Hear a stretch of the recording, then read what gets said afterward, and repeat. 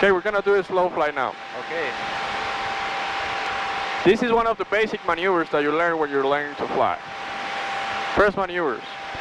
So, basically slow flight, we use it to maintain control of the aircraft at low airspeeds and low power settings, to practice for approach, traffic pattern operations. Now, first thing you gotta do, you gotta clear up your area and make sure you have the right altitude to do this maneuver. As you can see, we're flying at 1,500 feet. So this altitude is gonna keep you safe from any object above ground level. We have our cruise setting right here. This aircraft, Francis 6, is 5,000 RPMs. That will give you around 90 or 100 miles per hour. We check our engine instruments are working good. Then we're gonna clear up the area. So there's two ways of clearing the area. You can do either S-turns or you can do square turns like an L. So we're gonna do a 90-degree turn to the left now. So we're in a heading of 330. We're gonna turn left to 90 degrees left.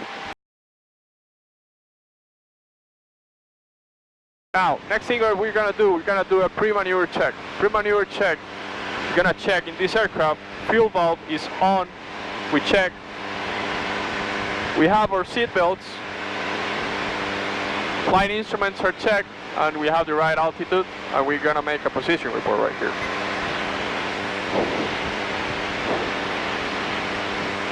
General traffic, France S6, 3 miles from the VOR, westbound 1,500, heading south, performing slow flight.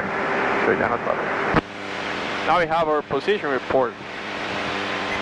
We can go ahead and reduce our power. First thing, we're gonna keep the altitude, which is 1,500 feet. Gonna reduce power. This aircraft, we select roughly 3,500 RPMs. Once we have below 75 miles per hour, speed check, first point of flap, and we start trimming the aircraft to release control pressure. When you are approaching to 60, you add power at 4,000 RPMs in this aircraft. Then you select the second notch of flaps. You add more power, roughly 4,300 RPMs. You keep the same altitude as you can see. And then third point of flaps, which give you full flap setting with 55 miles per hour. Now, what we want to do is want to decrease power at the point that the aircraft is not in the stall, but is entering into a stall. So we want to keep this airspeed, which is around 49 to 50 miles per hour in this aircraft. Once we have this attitude, we are fully trimmed and we can let go of the flight control. The airplane can stay at this particular condition, which is slow flying. As you can see, the attitude of the airplane is increased. And as you can see over here, we can have the airspeed very low, even slower than the airspeed that we rotate in the ground. Now we can do some turns in this condition. We're in a heading of 200. We're gonna turn left into a heading of east. For these kind of turns, you cannot exceed more than 5 degrees. So you're slowly turning. Remember to keep coordinated in the turn. And do not descend. Keep this altitude all the time. This is the target that you want to have.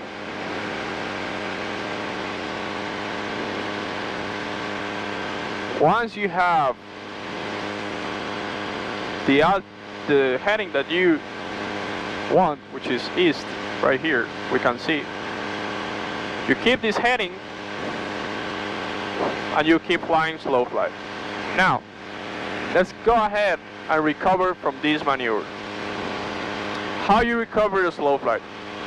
First thing you want to do is you want to keep your heading, and you slowly gonna add power. At the same time, you're gonna lower the nose to have the same attitude as your horizon.